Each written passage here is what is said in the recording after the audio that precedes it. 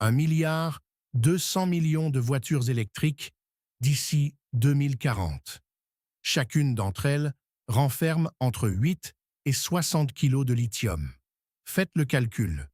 Le résultat donne le vertige à tous les ministères de l'énergie de la planète. En seulement 15 ans, il faudra multiplier par 40 la production mondiale d'un seul métal. 40 fois plus en 15 ans. Aucune industrie minière, dans toute l'histoire de l'humanité, n'a jamais connu une telle accélération.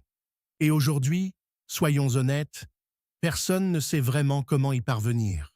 Le lithium est devenu, presque en silence, le nouveau pétrole du XXIe siècle, mais avec une différence décisive. Il est concentré dans encore moins de pays que les hydrocarbures. Quelques nations seulement se partagent l'essentiel des réserves. Et surtout, sa chaîne de transformation est aujourd'hui contrôlée à 65% par un seul acteur, la Chine. Réfléchissez un instant à ce que cela signifie. Celui qui maîtrise le lithium ne possède pas seulement une matière première. Il tient entre ses mains la transition énergétique du monde entier. Il décide qui pourra fabriquer les voitures, les batteries et le stockage d'énergie de demain. Mais au fond, qu'est-ce que le lithium? C'est le métal le plus léger du tableau périodique. Si léger qu'il flotte sur l'eau, si réactif qu'on ne le trouve jamais à l'état pur dans la nature. Pendant plus d'un siècle, il n'a presque servi à rien. Quelques médicaments, un peu de verre, de la graisse industrielle. Puis sont arrivées les batteries lithium-ion, dans les années 90. Légères, puissantes, rechargeables des milliers de fois. D'abord dans nos téléphones, puis nos ordinateurs, et enfin nos voitures. En 30 ans, ce métal oublié est devenu le cœur battant de toute l'économie moderne. Pour comprendre cette guerre, il faut commencer par un endroit précis. Un triangle dessiné au cœur du désert d'Atacama, en Amérique du Sud. 3 pays le composent, le Chili, l'Argentine et la Bolivie. À eux seuls, ils détiennent près de 60% des réserves mondiales connues. Sous leur salar, ces immenses lacs salés asséchés qui s'étendent à perte de vue dore une saumure gorgée de lithium. La méthode d'extraction y est presque archaïque dans sa simplicité. On pompe cette eau salée, on la laisse s'évaporer au soleil pendant 12 à 18 mois, puis on raffine ce qu'il reste. Le soleil fait le travail. Mais ce trésor naturel cache une compétition féroce. Le Chili, d'abord. 9 300 000 tonnes de réserves. Le salar d'Atacama, une production stable et déjà industrialisée, exportée massivement vers l'Asie. L'Argentine, ensuite, 4 millions de tonnes, la province de Jujuy, en plein boom minier, avec les multinationales chinoises en première ligne pour rafler les concessions. Et puis, il y a la Bolivie. 21 millions de tonnes, le plus grand gisement de lithium de toute la planète. Et pourtant, sa production reste presque nulle. Incapacité technique, manque d'infrastructures, instabilité politique chronique. La Bolivie est assise sur le plus grand trésor du monde et elle n'arrive pas à en sortir la moindre richesse. Un paradoxe cruel. En 2024, un rapport du Sénat français a résumé toute cette situation en une seule phrase, glaçante de lucidité.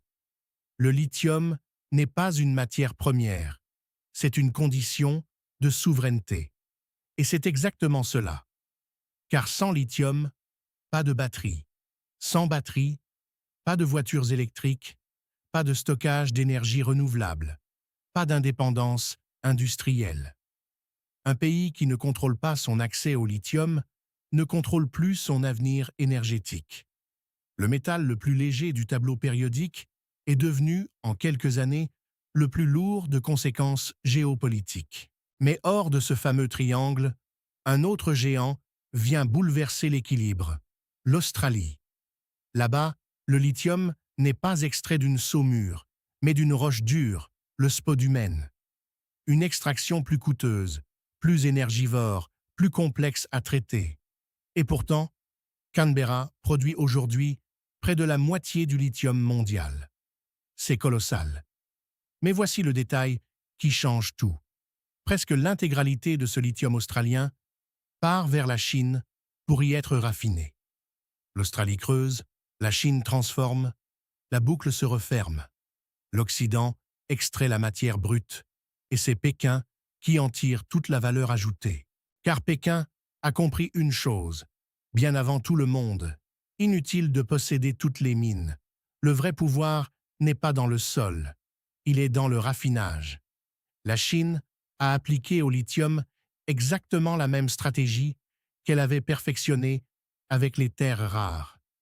Ne pas chercher à tout extraire, mais verrouiller la transformation. Et les chiffres sont écrasants. 65% du lithium raffiné dans le monde vient de Chine. 78% des cellules de batterie lithium-ion y sont fabriquées. Et 6 des 10 plus grands fabricants mondiaux de batteries sont chinois, CATL, BYD et bien d'autres. Une domination presque totale, construite méthodiquement année après année.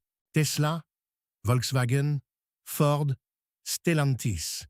Tous, absolument tous, sans la moindre exception, dépendent à un moment ou à un autre de leur chaîne d'approvisionnement d'une usine chinoise. C'est une vérité que peu de constructeurs aiment reconnaître publiquement.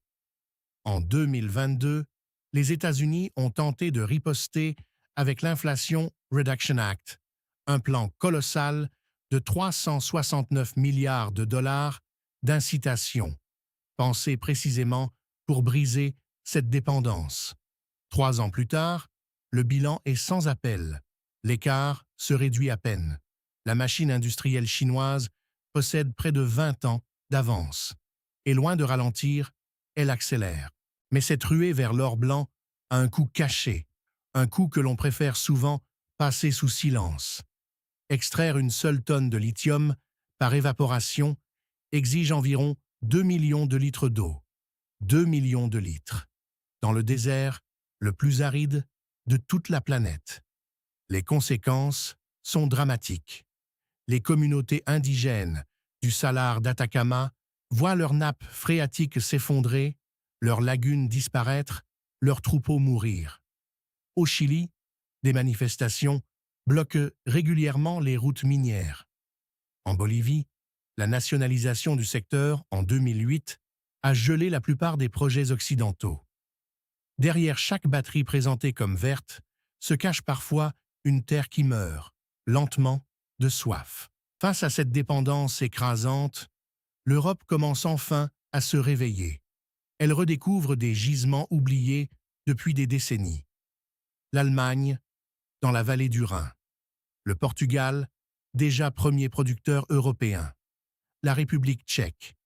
Et même la France, dans le Massif central, avec le projet Imerys des Chassières, qui pourrait alimenter des centaines de milliers de véhicules par an.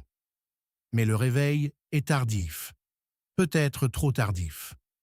Aucune de ces mines européennes ne sera réellement opérationnelle avant 2028, voire 2030. D'ici là, chaque batterie produite sur le sol européen portera une étiquette invisible mais bien réelle. Contient un fragment de souveraineté chinoise. Existe-t-il une porte de sortie? Une seule voie pourrait rebattre les cartes. Le recyclage. En théorie, le lithium d'une batterie peut être récupéré, purifié et réutilisé presque indéfiniment. Une mine urbaine, invisible, dormant dans nos appareils usagés et nos vieilles voitures.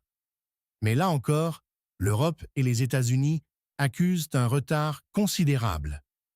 Et devinez qui possède déjà les plus grandes usines de recyclage de batteries au monde? La Chine, encore. Le recyclage pourrait réduire la dépendance, c'est vrai. Mais il ne suffira jamais, à lui seul, à combler un besoin qui explose de façon exponentielle. La demande va plus vite que toutes les solutions. Et puis, il y a le scénario noir, celui que les stratèges redoutent en silence. En 2024, Pékin a franchi une nouvelle étape en interdisant l'exportation de plusieurs technologies clés de transformation du lithium et du graphite. Le message envoyé au monde est limpide, presque brutal. Vous pouvez avoir le minerai, mais vous n'aurez pas le savoir-faire. Imaginez maintenant la suite.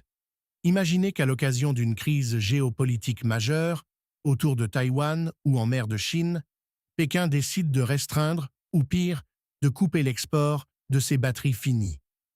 En quelques mois à peine, toute la transition énergétique occidentale s'arrêterait net.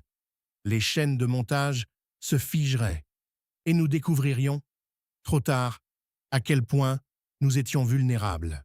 La guerre du lithium n'est pas une guerre future, lointaine, hypothétique. Elle a déjà commencé. Et selon une poignée d'analystes lucides, elle est peut-être déjà perdue à 80%. Mais le plus inquiétant, au fond, n'est pas la domination chinoise. C'est le silence assourdissant qui l'entoure. Pendant que le monde entier regarde ailleurs, fasciné par les promesses de la voiture électrique, l'or blanc redessine en profondeur l'équilibre des puissances du XXIe siècle. La vraie question n'est plus de savoir qui roulera demain à l'électrique, mais qui, dans l'ombre, en tiendra les clés. Et si vous avez trouvé cette enquête éclairante, abonnez-vous à la chaîne. Car d'autres strates restent encore à creuser.